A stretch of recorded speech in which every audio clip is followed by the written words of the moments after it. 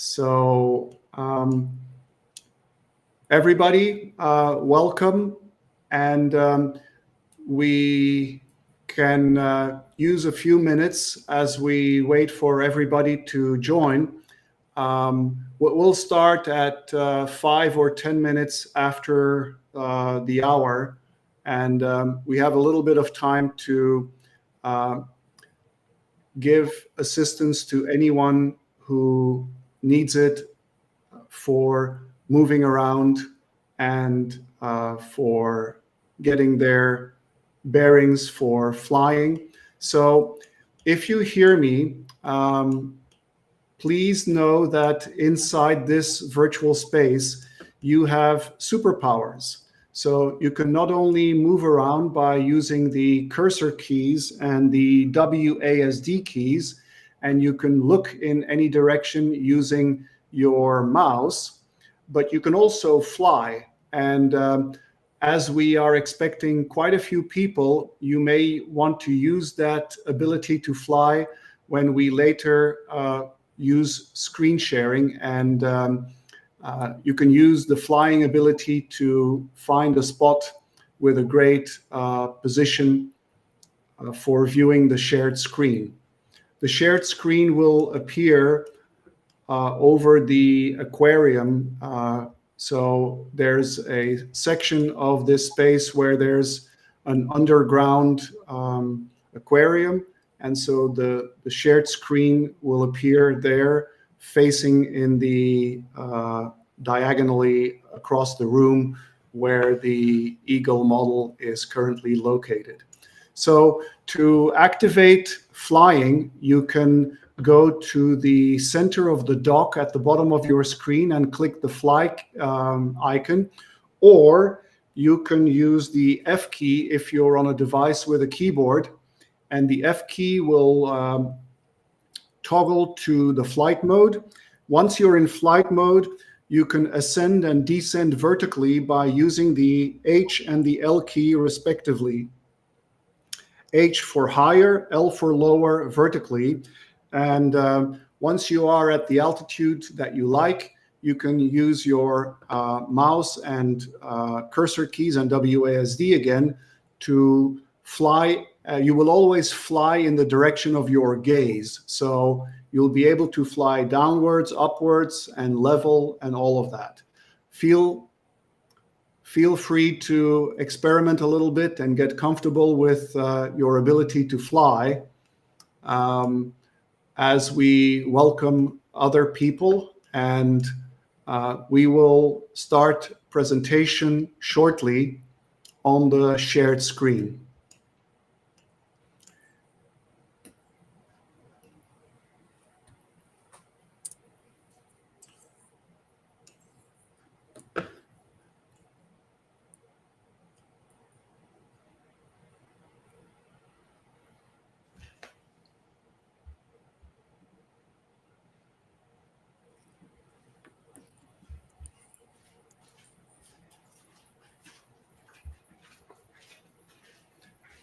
So we have about 20 people in the room now. We received confirmations of attendance from about 60 people. So we will give more people a bit more time to join us. In the meantime, for those who just joined us, please know that you can still change your name tag after you are in the space. You can change the color of your name tag and the lettering or the characters of your name tag. Feel free to explore the space, and there you cannot break anything, so don't worry about trying out all the features.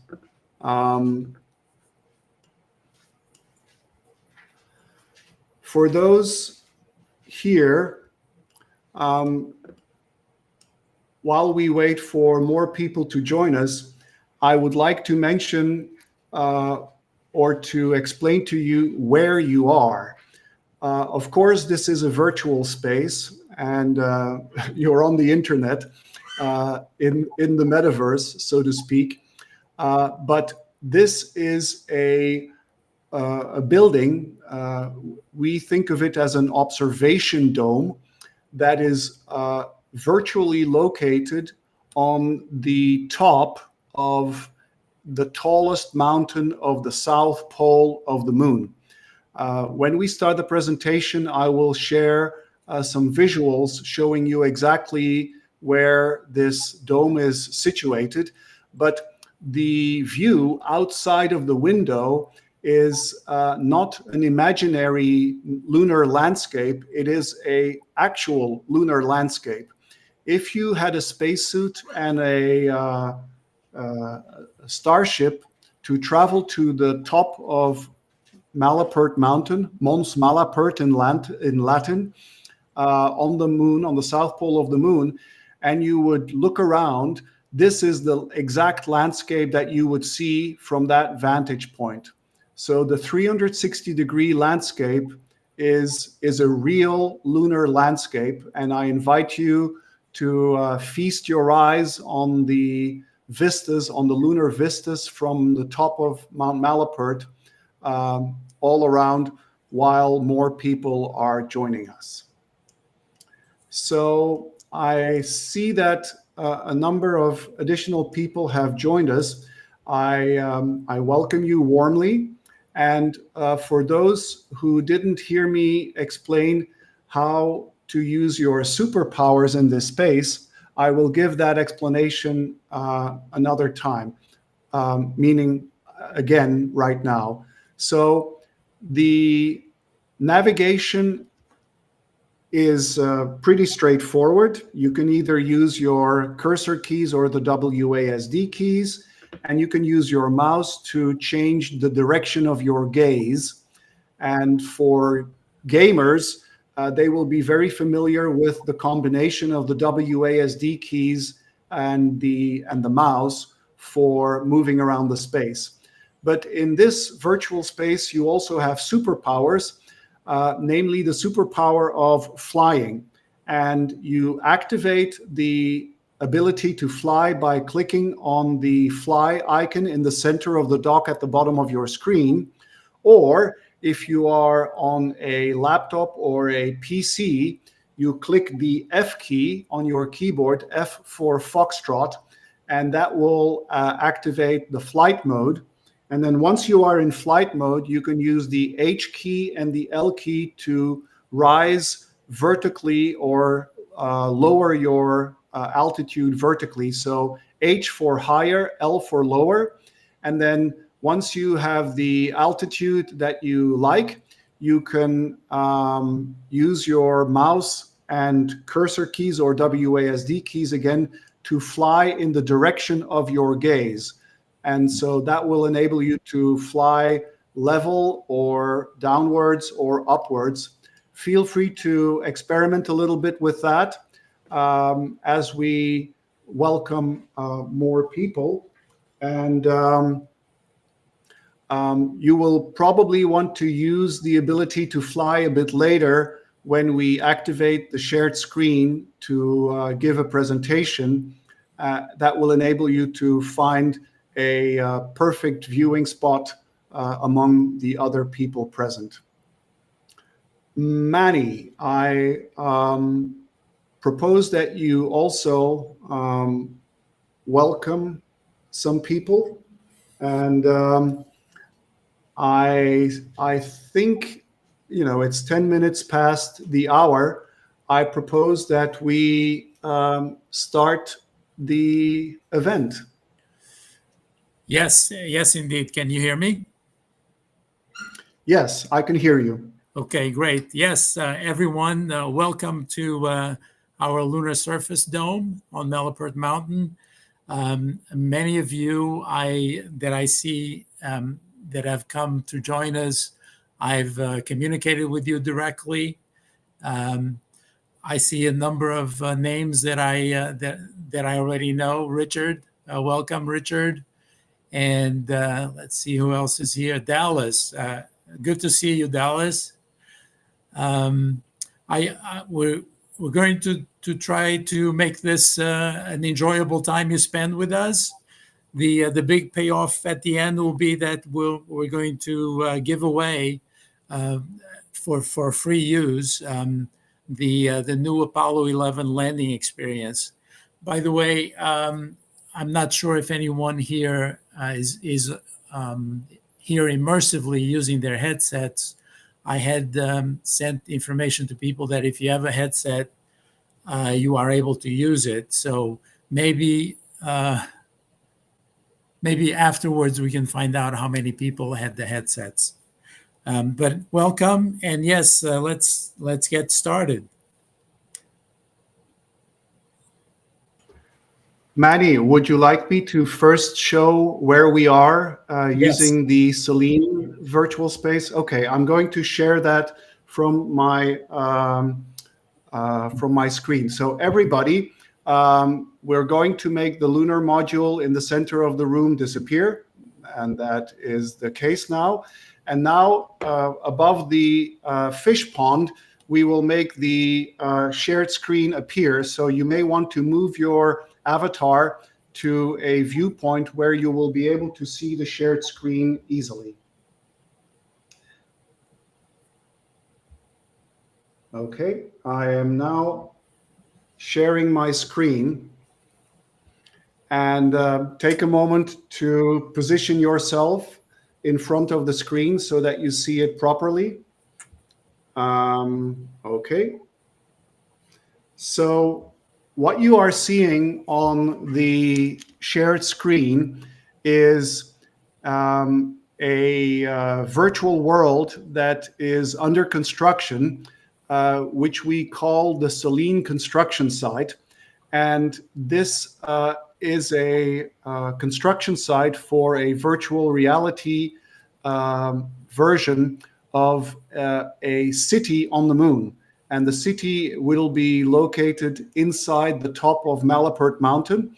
Malapert Mountain is the main feature that you see in front of you. So for this scene, we've created a large part of the south pole of the moon. I'm zooming out now so that you can see the big square that we extracted from the Lunar Reconnaissance Orbiter data.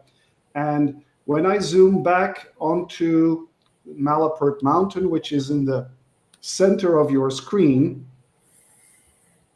I'm going to zoom all the way in and show you a feature right at the top of Malapert Mountain.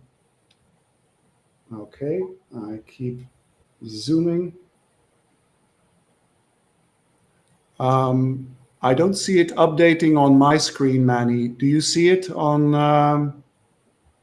Yes, it's updating. On the share? Okay, great. So you see the little puck-shaped white dot here in the center. So this is the exterior of the domed-shaped building that you are presently inside of. So that is the location of this virtual space that you are in. And in the future, we will be able to teleport inside and outside, but at the moment, so this is just to give you an idea of where you are at the moment. And by the way, this dome will be connected by an elevator to the subterranean city under the top of, located inside of Malapert Mountain, but that is material for another occasion.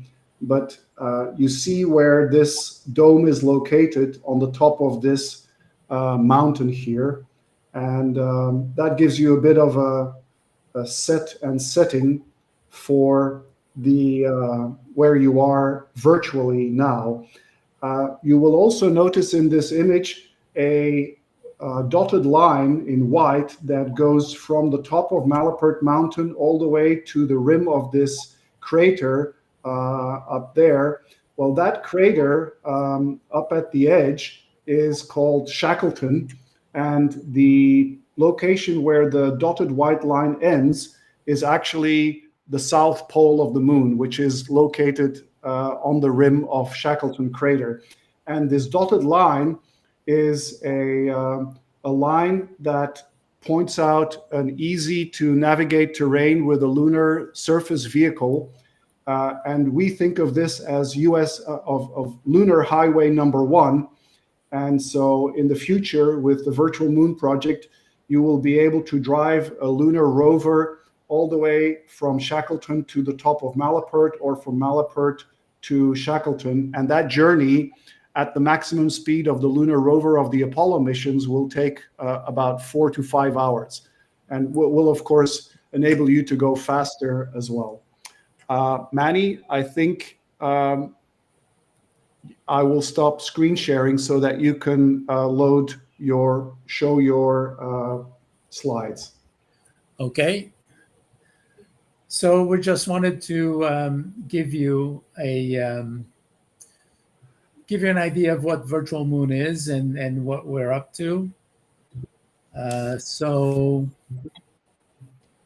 we have a short slide presentation. We're going to go through this rather quickly. We don't want to dwell on it too much.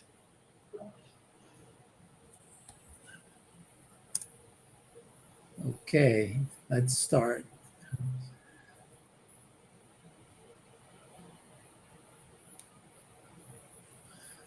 All right, so while Manny is making the presentation go full screen, let me remind you of the agenda of this meeting. So Manny will now give a brief presentation about the Virtual Moon Project in general.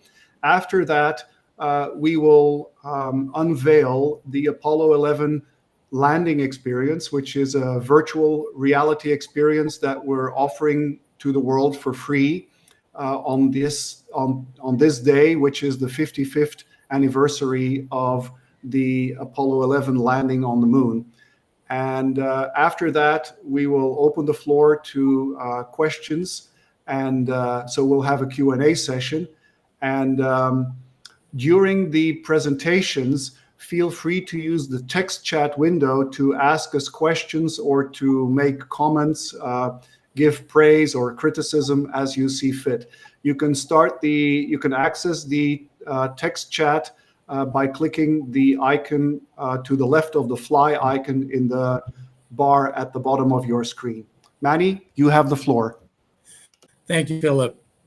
So Virtual Moon started from a rather selfish reason. I've always wanted to go to the moon, and I've concluded about 20 years ago, I concluded that there was very little chance that I would ever go. I've also been rather obsessed, let's say, with virtual reality for a very long time, ever since the 80s. So it occurred to me that if I could never make it to the moon, the next best thing would be to experience the moon visually through virtual reality. This is a little bit of background on myself, some of the stuff that I did working as a space advocate. I joined some organizations, I ran some conferences, and then back in 2004, I created a company called Lunar Explorer, and we succeeded in creating what is the world's first and still the only fully immersive, interactive virtual reality simulation of the moon. Now, Lunar Explorer was a bit ahead of its time because consumers had no access to virtual reality hardware, so it didn't really succeed as a product or a business. But we are now in a new age of virtual reality, so now is the time to do it again. Lunar Explorer basically replicated everything on the moon. Well, these are just some highlights of some of the adventures that I had being involved in space. I got to fly the Space Shuttle simulator and did 3 landings at NASA Ames. And this is where it all started for me. I actually watched 55 years ago on July 20th. We landed on the moon for the first time. I was 10 years old and I saw the live broadcast of these images from the moon. It obviously left an impression. And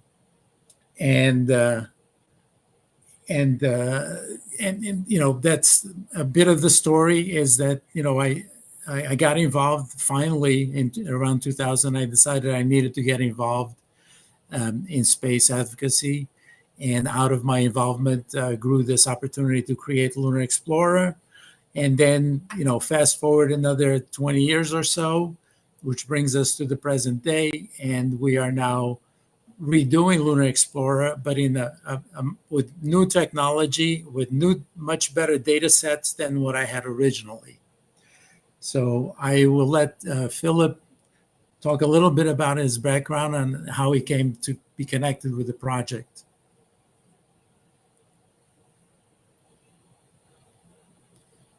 Philip, are you there? Yes, I am. So would you like me to intro myself? Yes, please. Okay, so my name's Philip van Nedervelde, and I have the honor of being a co-founder with Manny of the Virtual Moon Project. My background is a combination of two passions that are relevant here: my virtual reality side and my space side. On the space side, I've been a space buff my entire life, ever since my father made sure that I was an eyewitness at age 2 and sitting on his arm watching the first step on the moon live. And then later, in my secondary education years, I founded, as a serial entrepreneur, I founded my first organization, which was called the Belgian Space Information Center. And in the 6 years of secondary education, I built it out to one of the richest documentation centers about space flight in the Low Countries. And then after university, I started as my business in virtual reality, and I've been doing that now without interruption for 33 years. I started professionally in 1991, and I've always specialized in multi-user online virtual worlds and virtual reality applications for training and education and such. And so over the years, with my team, we've been fortunate to receive recognition from the VR industry with multiple awards. And so let's see. Yes, so everything that you see here was built with my team and I, and so that's primarily eSpaces, the virtual reality company that I founded back in the early 90s, and which, to my knowledge, is the oldest continuously operated virtual reality studio in the world. I've also built metaverses. In 1991, when I got started, my first project was already a metaverse called Cyberterm. And so over the decades, I've built 7 of them for paying clients, typically. And currently, you are experiencing this room on the Ecoverse platform, which is my 7th and most ambitious metaverse yet. Which it's a project that is still in stealth, but we've been working on it for multiple years now, and you are presently using the golden alpha version of Ecoverse. So there may still be some bugs, and we still may have visits from Mr. Murphy, but it's already pretty robust and has been up for multiple years. I think that will suffice for now, Manny. Go ahead. Thank you very much, Philip. So the idea behind Virtual Moon is basically to try to give people a different perspective of space. The average person walking around, they have a very sort of abstract idea of what space is, a lot of times incorrect idea. And we think that through Virtual Moon, we can give them a better understanding of space, but we really want to reach the younger generations and inspire them, um, uh, because we're beginning a new era of space exploration. We want to inspire them to get involved and start building a spacefaring civilization future that is our destiny. So in order to do that, we want to create the absolute most accurate and realistic simulation of the moon. Again, the goal is to make the visual experience of visiting a virtual moon exactly identical to if you were able to actually physically visit the moon. And for that, we need state-of-the-art technology, which is arriving. Again, the technology is in its infancy still. It's going to improve exponentially and become accessible because of lower prices and so on to a very large portion of the population. So this is the opportunity that we didn't have with Lunar Explorer. Also, because we're 20 years down beyond Lunar Explorer, we have a much better data set than we had originally. The original Lunar Explorer used a data set, a lunar 3D elevation data set that was derived from the Clementine mission in 1994. And that elevation data came from calculating elevation based on stereographic pairs of visual images. And it was very, very poor resolution. The Lunar Reconnaissance Orbiter data is much better with resolution up to 10 square meters per pixel at the poles. So all this makes for a much more realistic and much more accurate and impactful experience of being on the moon. So we think of Virtual Moon also as a space-time portal. Like, instead of thinking you're going to visit a virtual space, you could think of it in terms of you're taking a teleportation system and actually going to the moon. I'm showing here the teleporter from Star Trek. Now, one of the reasons that I'm showing this is because we actually have authorization from Dan Curry. Dan Curry is the was in charge of special effects for the Star Trek TV series and all the Star Trek movies. Dan Curry is on our board of advisors, and he's I believe, 7-time Emmy Award winner for special effects on TV and movies. And why are we doing this? I explained a little bit of why. I think we must become a spacefaring civilization. In order to do that, we need to recruit millions of talented and dedicated young people to focus their minds on making that future a reality. So the virtual moon is going to be for everyone. It'll be, as Philip mentioned before, we're going to make it available to everyone on Earth for free. But we're specifically focusing on the young generation because they're the ones that are going to build that future for us. And besides just giving them the experience of the moon, our ambition is also to create opportunities for them to contribute meaningfully to actually creating that future. So, STEM education is going to be a key component of what Virtual Moon will be doing. And again, we think it'll be an ideal vehicle to sort of make that spacefaring civilization future come a little bit quicker. That's our ambition, at least. I spoke about Dan Curry before. He's listed here as one of our advisory board members. We also have Dr. Jeff Hoffman, who is a retired NASA astronaut, who was one of the 2 astronauts that was on the team to repair the Hubble Space Telescope. Dr. Hoffman currently teaches at MIT, and Dr. Hoffman is a very natural fit for us because he was one of the pioneers in bringing virtual reality for training within NASA. He actually requested and used virtual reality for training to the Hubble repair mission. We also have Andrew Chaikin on our board of advisors, Some of you might be familiar with Andy's book, A Man on the Moon. His book was the basis for the HBO series From the Earth to the Moon that ran a few years back. And we have a few other, we have an amazing team. Basically, we approached these people with our vision for what Virtual Moon wanted to be, and they thought it, worthwhile enough to join our team. So we're very excited to have them.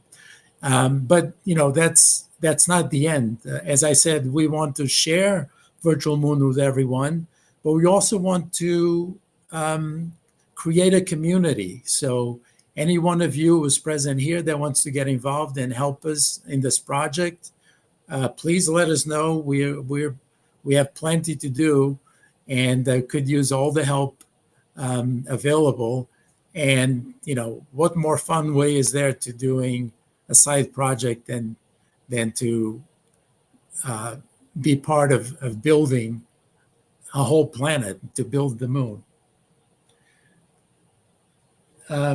So this is a little bit about Lunar Explorer, which was a precursor to Virtual Moon. We don't have to spend a lot of time on that, but I just wanted to say, Lunar Explorer included all of the Apollo landing sites, all of the Surveyor landing sites, all of the sites. You could visit every one of these sites, walk around among the instruments on the ground, and actually click on the various objects and bring up information screens that told you what that instrument was, what science did we learn about the moon, and so on.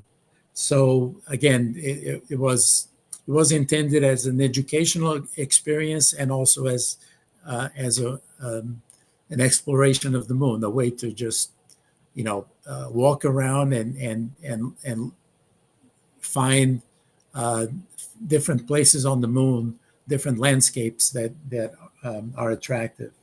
Now, Lunar Explorer, I have a downloadable version of Lunar Explorer that still runs on Windows. Again, anyone who's here, please get in contact with me through email. I'll leave my email at the end, and I will be more than happy to let you download a version of Lunar Explorer that you can use on your laptops. These are some screen shares from Lunar Explorer back in 2004.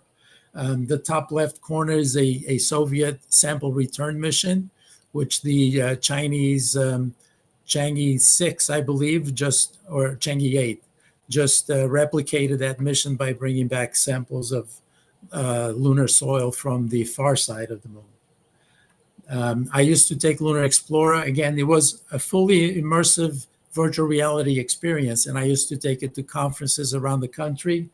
The person on the top left-hand corner is Richard Picardo, who played the Doctor in the Star Trek Voyager. And on the top right-hand corner, that's Burt Rutan, who designed the Spaceship One for the Ansari X Prize. Sorry, he competed for the Ansari X Prize and won the prize of $10 million for sending his ship to suborbit twice within 24 hours. Again, the Lunar Explorer was meant to keep going. So the next phase of Lunar Explorer, we're going to release a lunar rover racing game. And we got pretty far along developing the game, but not far along enough. We got about 90% of the way through, and then we ran out of funds. But the lunar rover racing game was going to be very exciting, and we're going to have something like that on Virtual Moon as well. This is Manny. Yes. Manny, forgive the interjection, but someone in the text chat just mentioned that they can't see your slides. There's a possibility that more than one person has this issue. So could you stop screen sharing and resume? That should probably rejigger things. Okay, let's try that.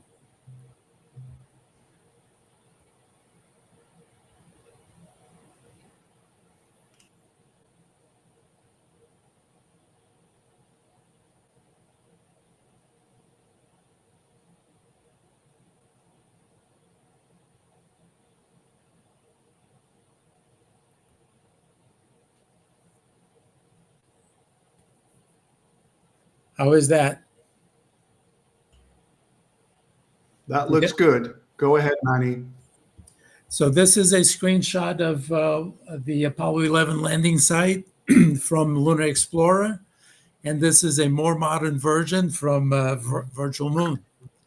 Again, the same screenshot.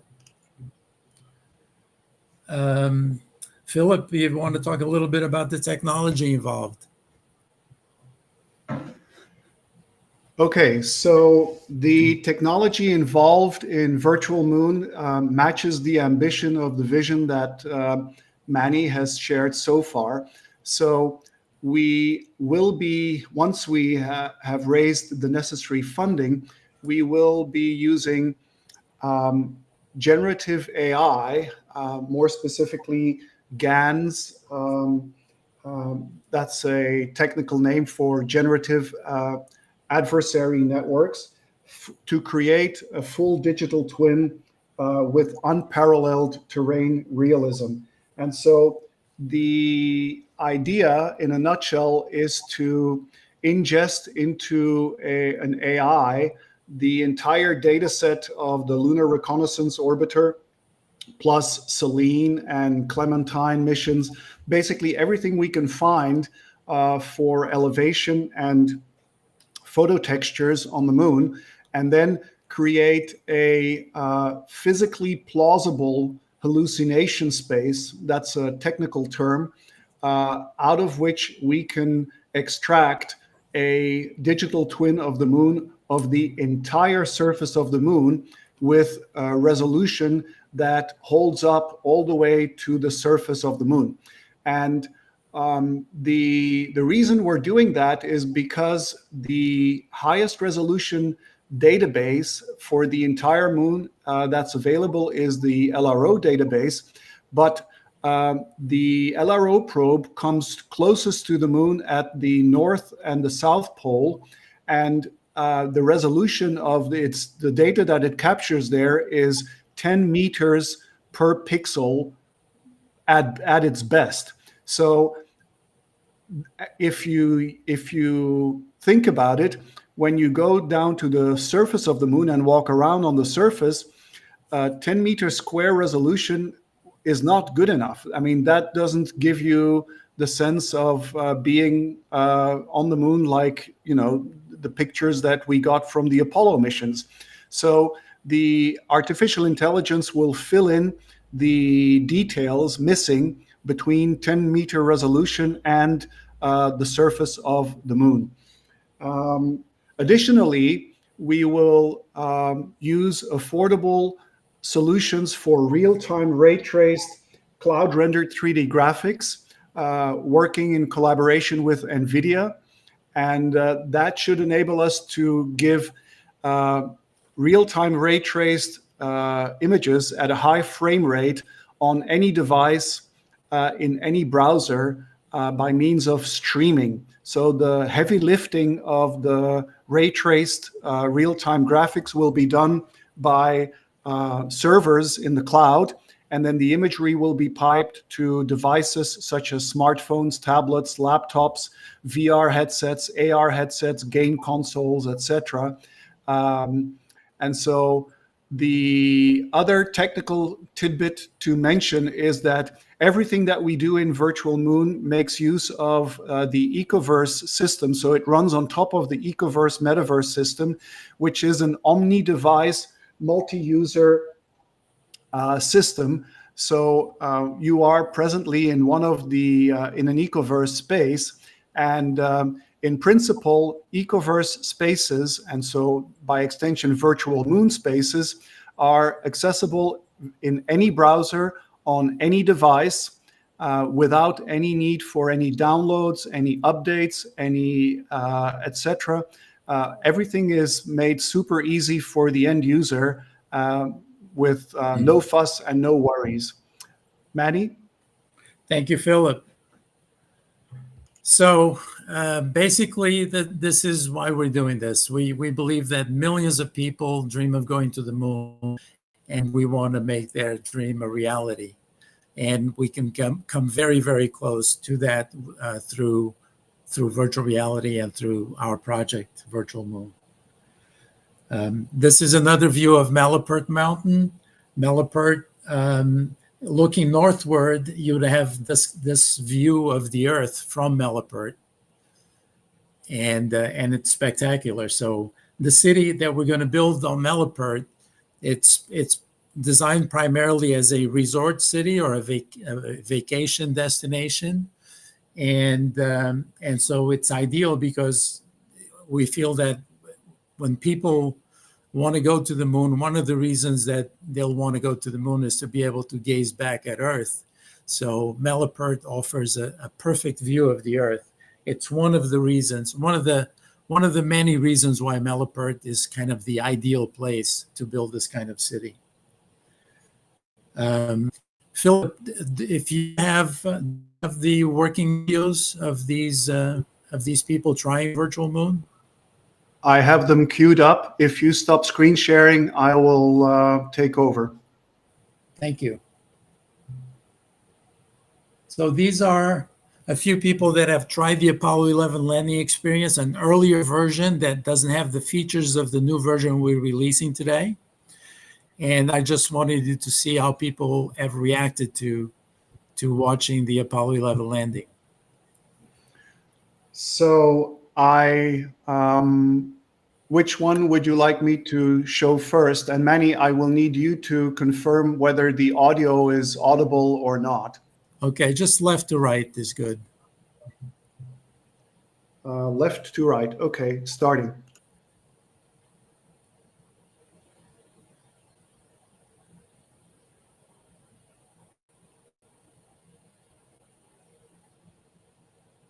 No audio yet. Okay, so that was what I was concerned about. I don't know. Let me share again. Okay. I know what I need to do. Just a sec.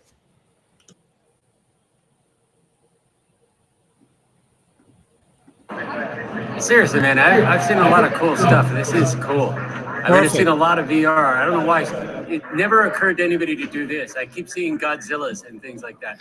Oh, there's the ejecta coming at me at hypersonic speeds. Yeah. I love it. Come on, Neil, stop screwing around. Get that thing on the ground.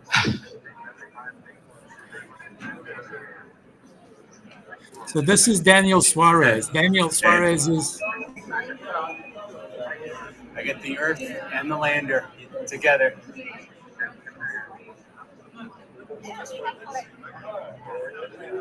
Oh, man, balls of steel.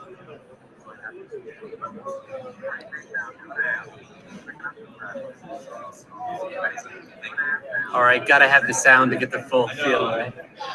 Yeah, we're still working on the concept for the sound.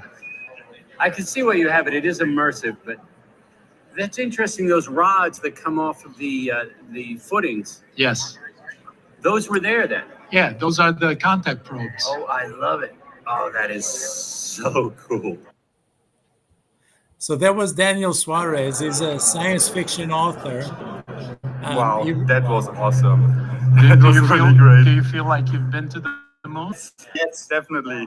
And what an experience. And you've time traveled back to 1969. I mean, I told you, if you could time travel, that would be a prime spot.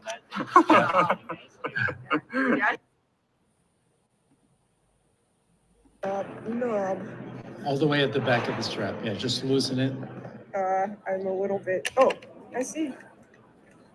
Well, thank you. And then lift the visor from the front. Whoa, that was awesome! Thank you so much. Thank you. Yeah. Oh man, I'm definitely going to try this again. Yeah, that's it. That's pretty much the universal reaction from everyone who tries the experience, and that's what we're going for. Let me get back to sharing my screen again, and we're almost at the end. So I appreciate your patience and bearing with us. I hope you found the information somewhat interesting. Let's see. We want to share. And I'll start from here. And thank you for playing the videos, Philip. You're most welcome, Manny.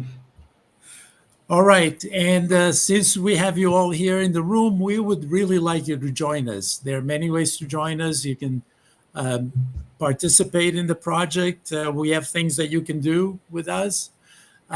We are in the fundraising mode. So if some of you are inclined to donate, all the donated funds are going to be used for development.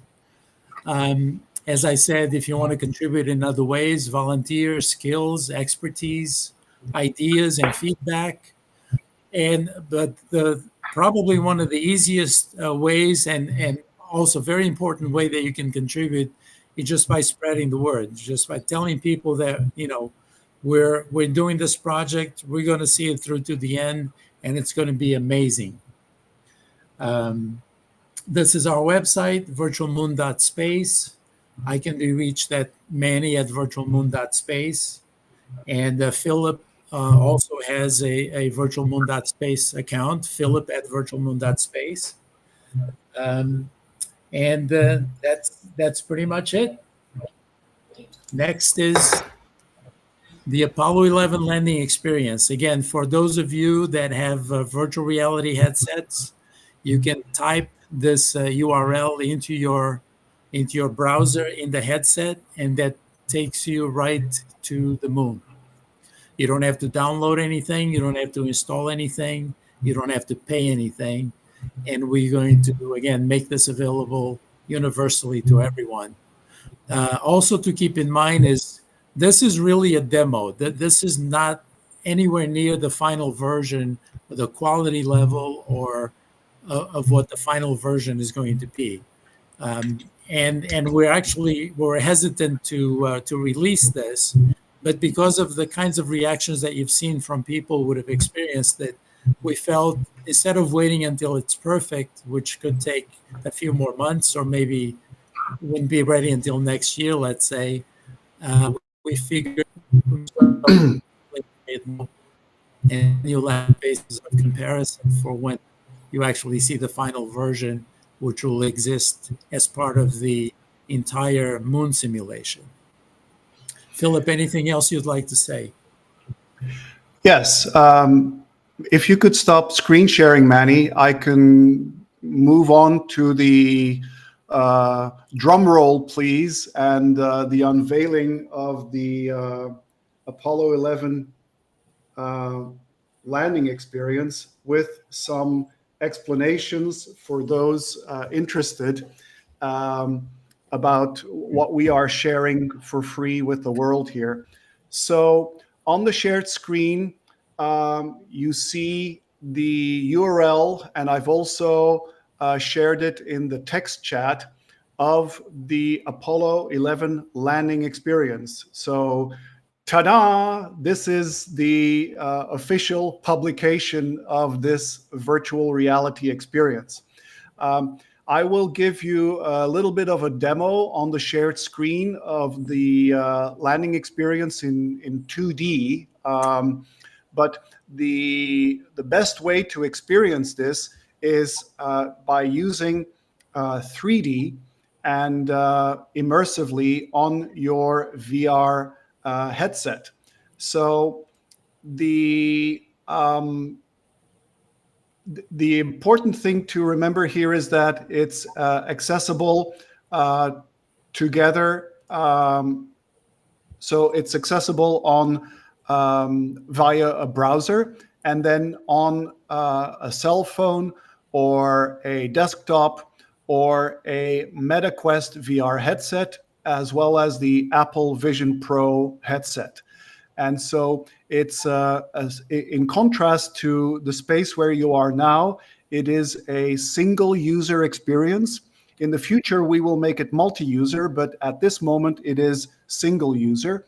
And so it is best experienced on it's optimized to be experienced at the highest frame rate on a MetaQuest 3 headset, which is the latest headset made available by Meta. And so let me tell you a few more things before I click on the start button there. And so this Apollo 11 landing experience is a labor of love that we have produced from out of our own, from our own coin, our own pocket. We've been working on it for quite a while, and it's not finished, but the version that we're sharing today is good enough to share with you and with anybody who would like to try it. It's advanced, but it's not finished. We are still planning to do a lot of enhancements, but it's already more than enjoyable enough. And as many pointed out, the people in the testimonial videos that we showed earlier, they experienced a version that was a year older than what we are sharing today.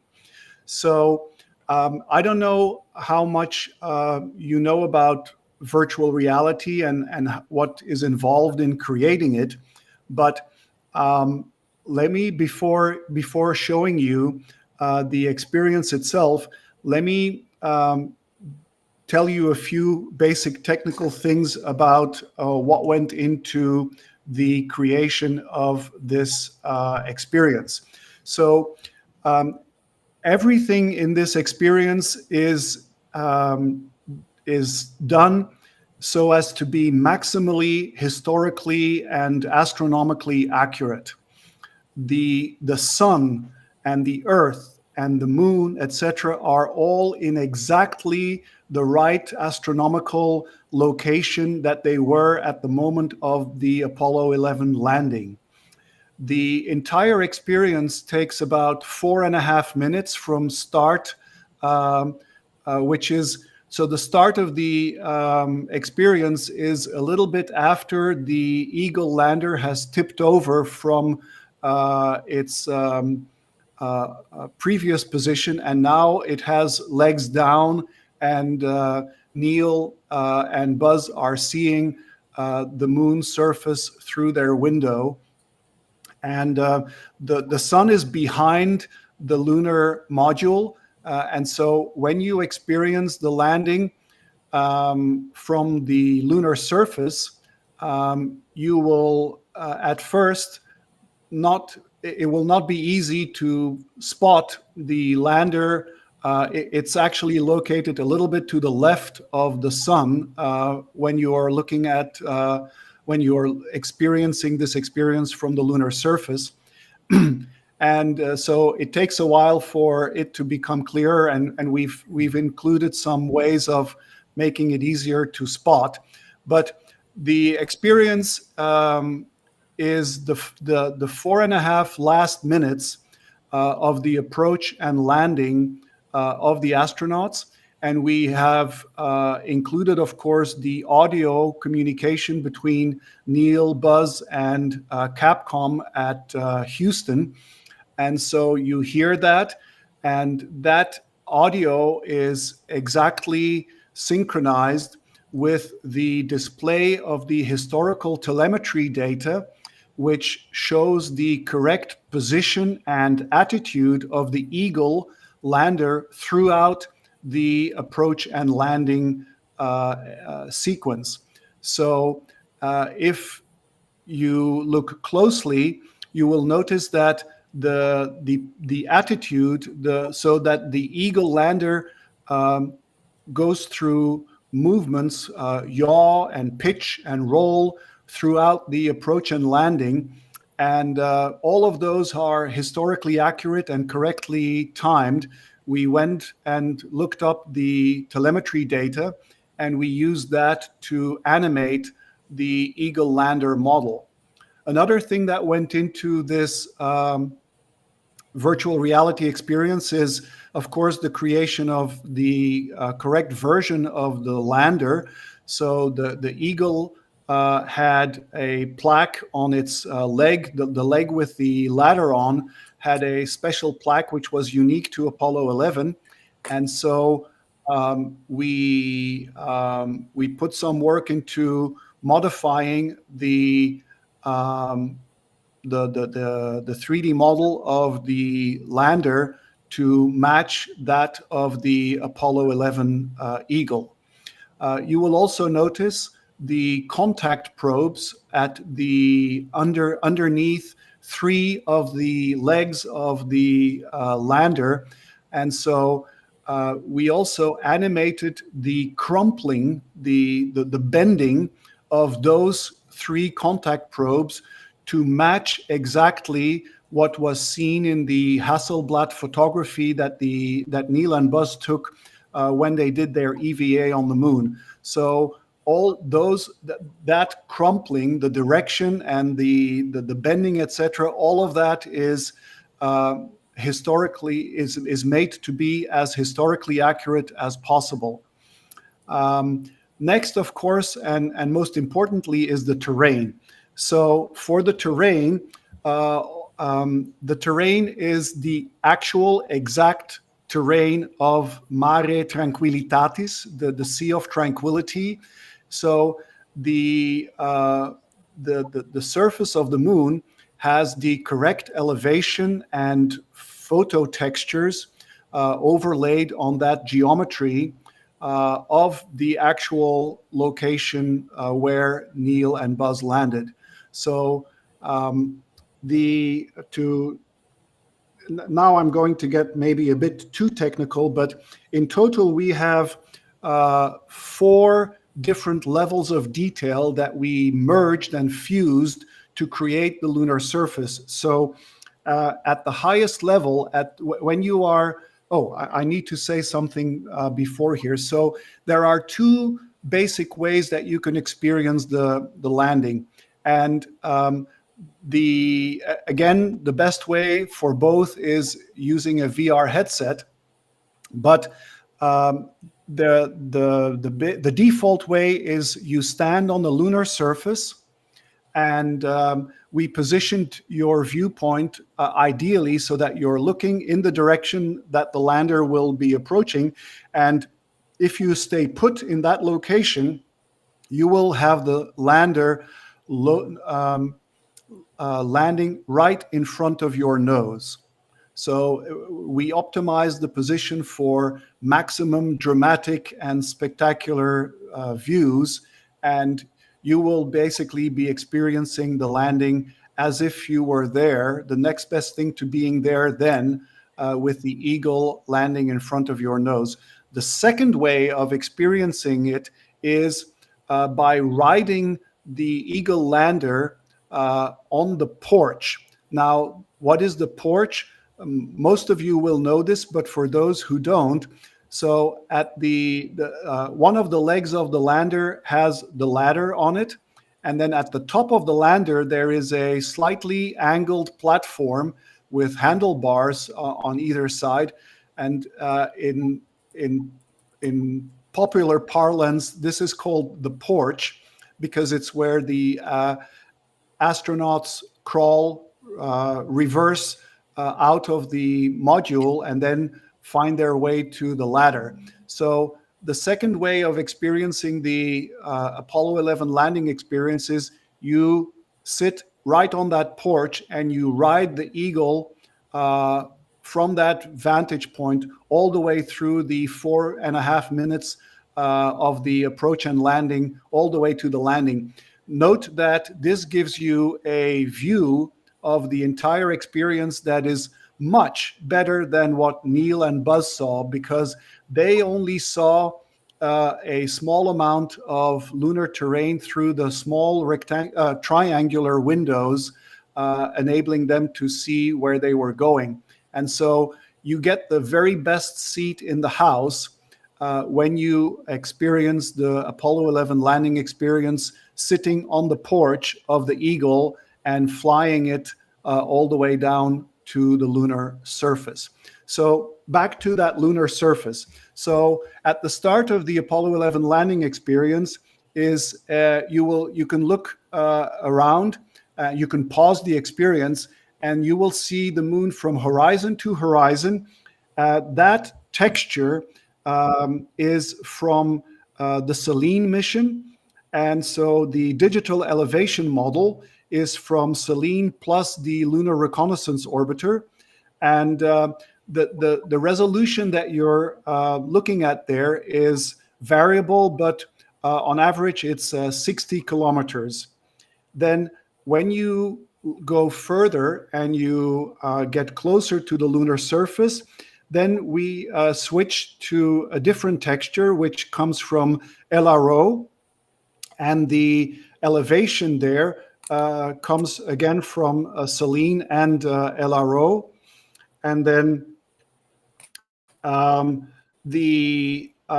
note that in preparing all of these surface textures, not all of them had the proper illumination to match the position of the sun at the moment of the landing of Neil and Buzz. So for some of these, we had to rework them so that the shadows, so that the illumination angle of the sun on the terrain matched exactly the date and the time of the landing. So that, and we of course had to make sure that all of the different textures that we used matched up with each other. And so then you fly further down and we have another level of detail where this time all of the data comes from both the texture and the elevation data, both come from LRO. And then finally, the actual landing spot has the highest resolution, and that was made by hand by one of our 3D modelers, artists.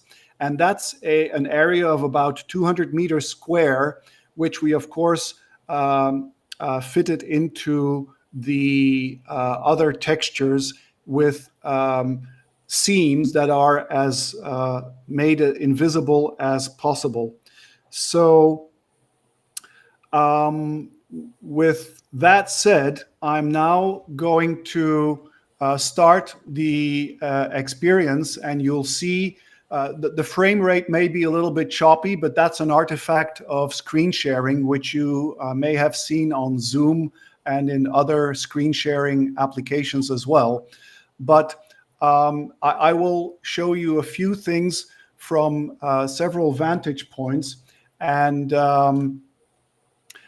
feel free to unmute your mic and ask me questions, or if you prefer to ask them in the text chat, you can do that too. But now, without further ado, let's take a look in 2D mode, non-immersive mode, at the Apollo 11 landing experience, which we are publishing today and unveiling on this day, the 55th anniversary of that extremely historical event. Okay, so when you go to the URL, you click Start, and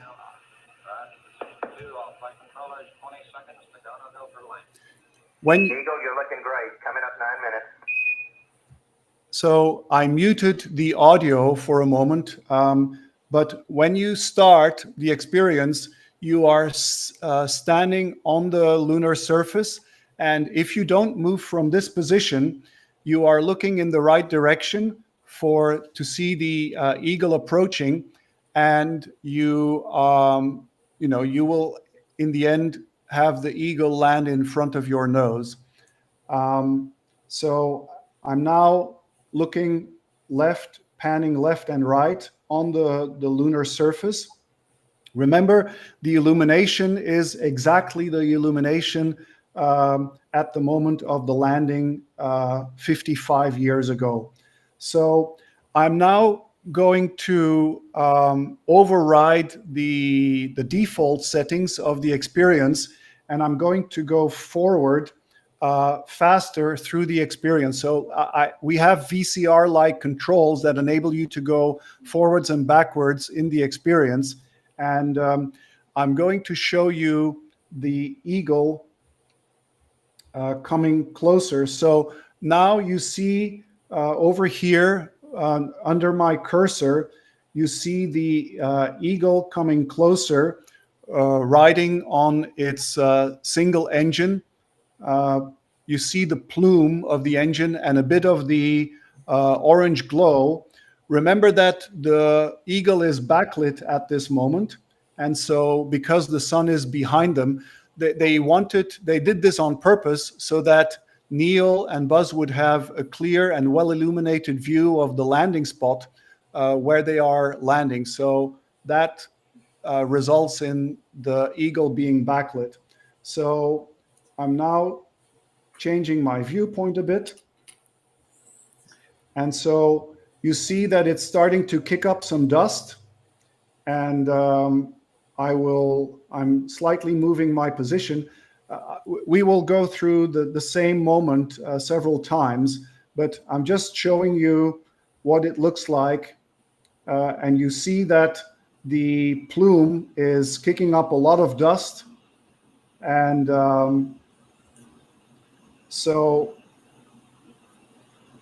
and then in a few moments, we will have the landing right in front of our nose. I'll let Neil do his thing.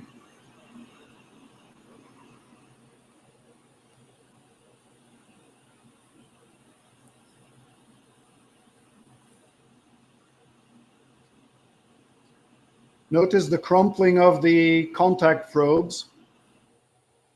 There we are, landed. And now, after the landing, you can move around the space. You can move around the lunar module at will, and you can go up and explore it from a distance. And so notice that, hang on. Notice that the shadow is, if you look at the Hasselblad photographs made by Neil and Buzz, the shadow is exactly as you see it in those photographs. And so now I'm on the other side of the lunar module, and you can notice the contact probes that have crumpled, and some are sticking up at different angles. So this is exactly as based on the photography made by Neil and Buzz when they did their EVA. And so you can also go and take a close-up look at the ladder and at the plaque that was on the Apollo 11 descent stage.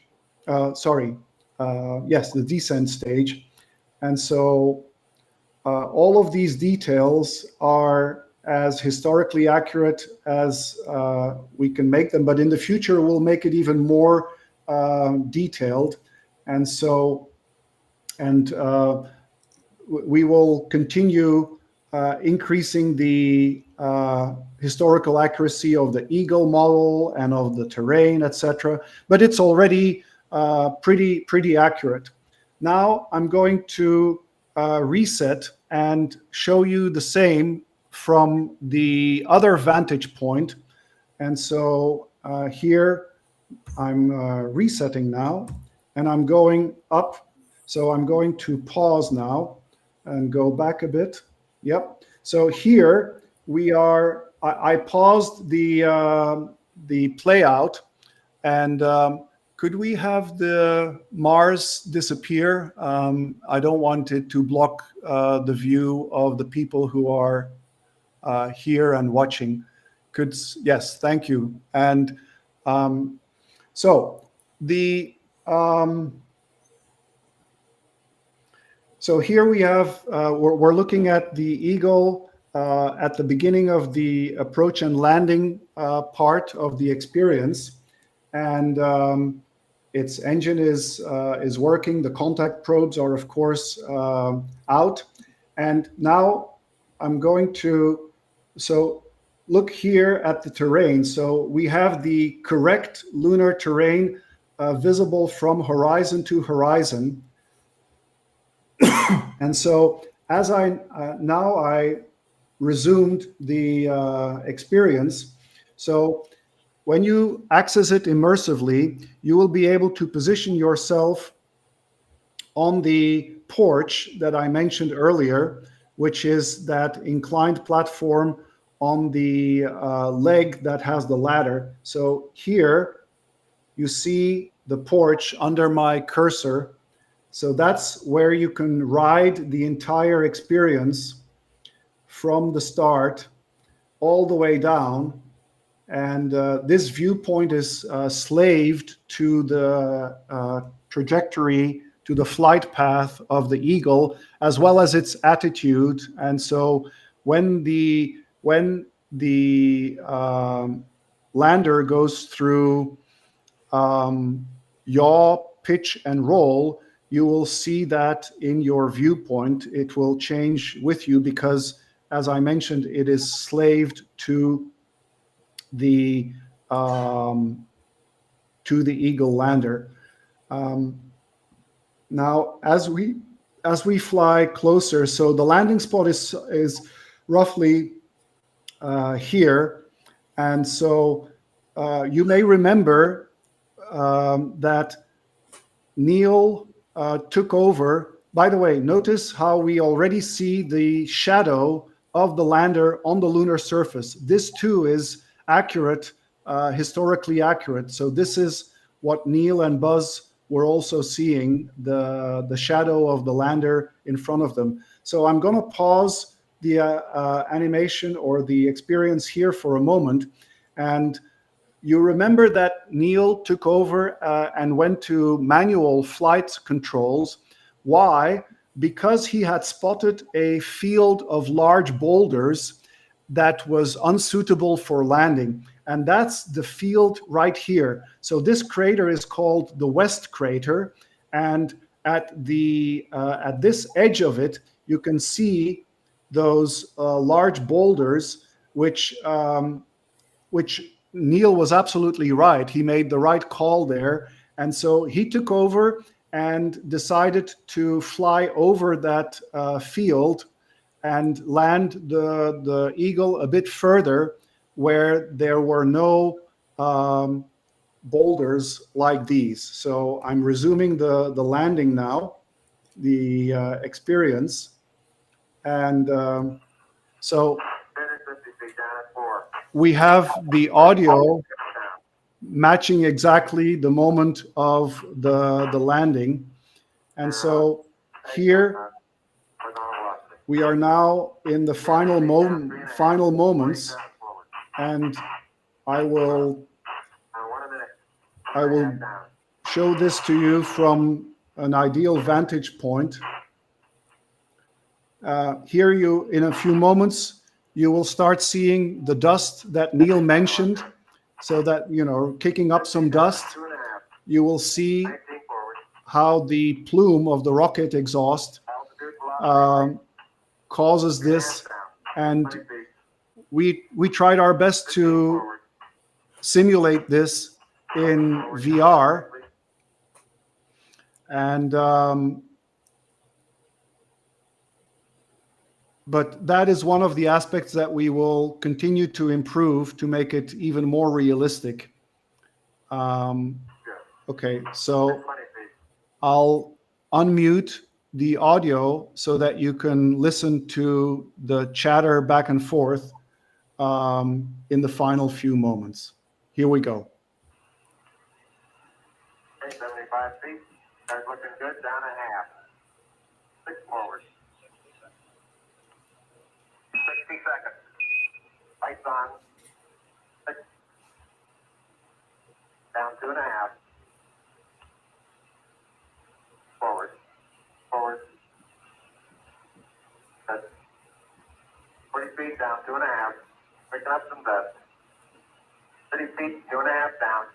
Straight shadow. 4 forward. 4 forward. Drift into the right a little. 6. Down a half. 30 seconds forward. Good.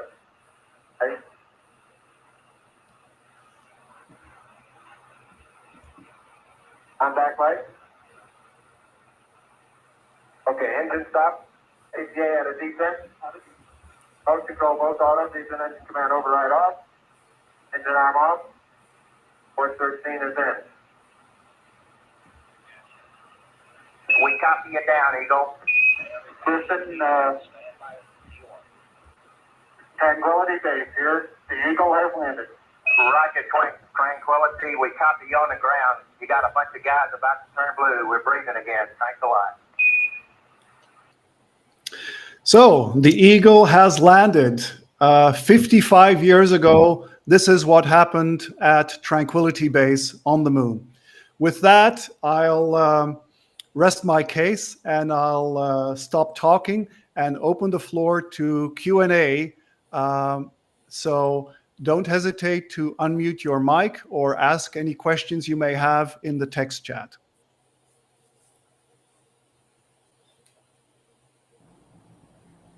Hello, Philip. Can you hear me? Yep, I can hear you. Cool. Yeah. So I'm Chris with Deep Space Therapeutics. I'm a huge advocate for what you're doing, and hopefully one day I'll have my own lab on the moon, aspiring astronaut. But more or less, you talked about focusing on STEM education in students 5 to 15. I guess once you do get funded, are you going to focus more on like a licensing play with schools or universities, or are you going to just go through social media? Because I'm interested to do my own things with STEM education through a lot of schools. So I'm just curious to know more of your initial mindset once you really get going. Okay, so our thinking has matured a bit over the years that Manny and I have been doing this. Initially, we were only going to have one entity for Virtual Moon, and it was going to have two missions rolled into one. Recently, a few months ago, we realized that it's better to split that up and spin off a different entity. So we've yet to incorporate that one, but the Virtual Moon entity will be a B2C, and that is squarely aimed at the education market, and so it's aimed at the space enthusiast community and the space settlement community. It will have a system of tiered subscriptions, where the lowest tier is completely free. That is a point that Manny was very adamant about, and I agree with him. We want to make sure that anyone, even a poor kid in provincial India, begging his father for a few hours time on his smartphone to go and roam the internet, that kid should be able to experience Virtual Moon on his father's smartphone for free. Right. However, the other tiers, the paying tiers, will offer additional features such as real-time ray tracing and etc. And so those that will be the offering for the space community, the space enthusiast community.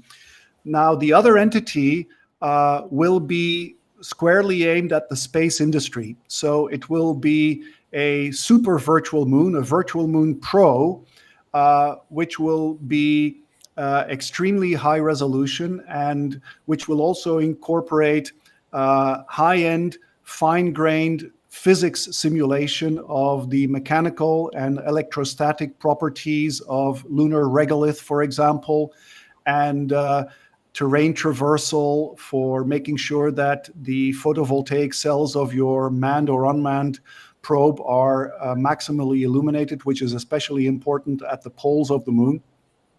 Sure. And that will be able to be used by the space industry for mission planning and then for troubleshooting and outreach also during a mission. So, for example, we've been talking to one party that wants to go to send a swarm of unmanned robots to explore the lava tubes on the moon, especially in the Lacus Mortis equatorial region. And there we would use Virtual Moon to offer to the world the 3D visualization in real time of the telemetry of the 3D geometry of the lava tubes as they are mapped in real time by the swarm of robots. So the robots, the swarm of scanning robots entering the lava tubes are sending their LiDAR data in real time to Earth, and then we visualize that geometry of the interior of the lava tube and display it in real time on Virtual Moon. And people can, in a multi-user space like this one, experience the data coming in and resing in front of their eyes. Does that answer your question? Yeah, in a very, very detailed and long way. But yes, I'm very excited to get more involved and just make a city of, and like you mentioned, someone in a remote place can go in and experience living on the moon, and then maybe one day doing some cool cell and molecular biology techniques, literally culturing cells. I could show someone through virtual reality type of experiments and things as such. So I've talked with Manny about things that I'm interested. Obviously, it's a little bit different, but it interplays in with the STEM education aspects of, not a lot of people get, I've done a lot of cool things in the lab through Harvard. I'm a genomic editor. And if I could show someone or make it more accessible, so it really captures and envisions their mind, and it's very inspirational, hopefully. So what you all created is super cool. I've never really experienced a moon landing, but hopefully one day I will. And I have a NASA astronaut application submitted currently, and as far as I know, they're taking me serious in a lot of aspects. But it's very cool for me as someone who I'm 32, so I was not alive during 1969. And to hear y'all's stories and Manny's experience, and you seem very, I would say, obsessed in a lot of ways, in a good way, Philip, about a lot of things in moon and space endeavors. So it's cool to see other people's passions, and I'll keep talking and rambling on as much as maybe anyone else. So I'll leave the floor open to anyone else. Thank you so much for those heartwarming comments, Chris. Sure, so you can, as of today, if you have a VR headset, or even without a VR headset, you can experience a landing on the moon virtually. I don't have a VR headset currently. I'm not a huge gamer. I am an Ironman triathlete. I do a lot of things outside. I typically I don't sit down. It's hard for me to sit down as long as I have. Trust me. I'm getting a little bit wonderful. But yeah, very cool. Chris, next time I go to Boston, I'll bring my headset and we'll get together. Sure. Sounds good. Okay. So any other questions? Don't hesitate to ask them. We have a question in the chat. Okay. I'm looking at the chat. Can you read the question aloud, Manny? Yes. How long did it take to develop the landing experience? Okay, so in calendar time, we started on it. Help me out here, Manny. I think we started on it maybe a year and a half or 2 years ago, but we did not work on it full time all the time. So in actual hands-on keyboards development time, we spread out over that period that I mentioned, a year and a half to 2 years.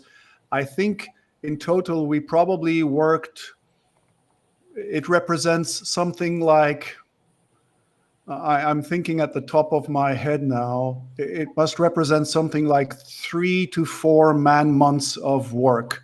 Not by one person, but by the programmer, the 3D modeler, the animator, and etc. So it's a team effort, but yes, I think that is a a rough estimate off the top of my head of how long it took to develop this Apollo 11 landing experience.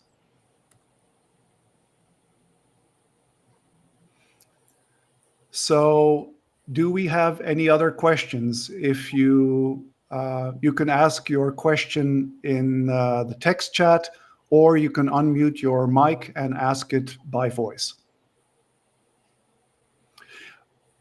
If you don't have a question but just want to shower us with effusive praise, you can use the same two means to do that.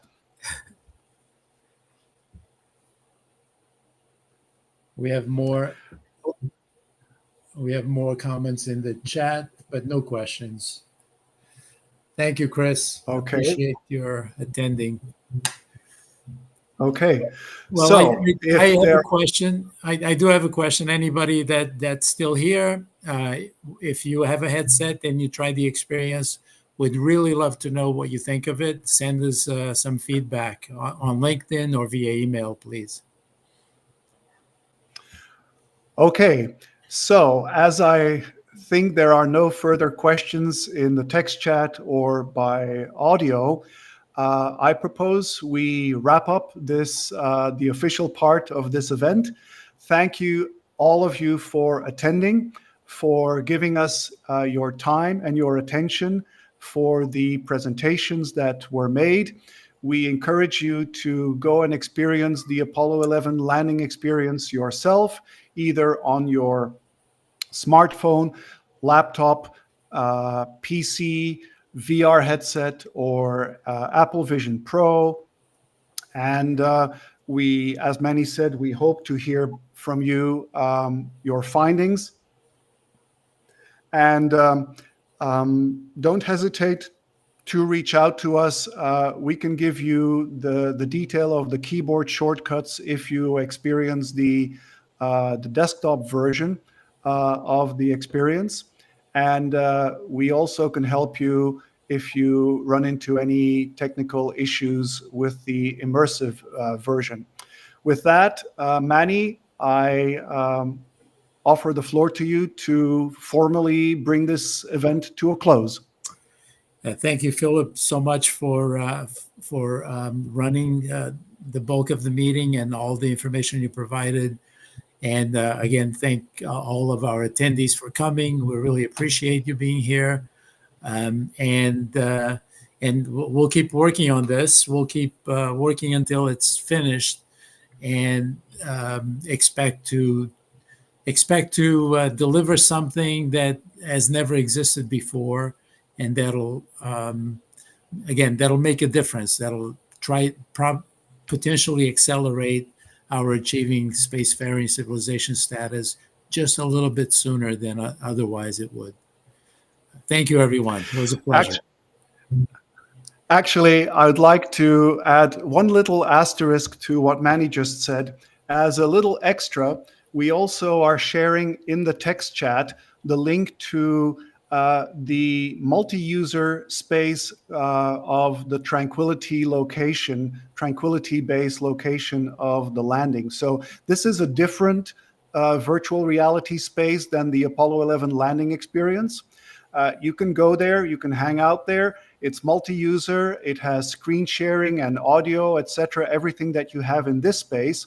And it is a recreation, again, with maximum historical accuracy of what the Tranquility base scene would look like today if you had a spacesuit and a spaceship to go there and travel.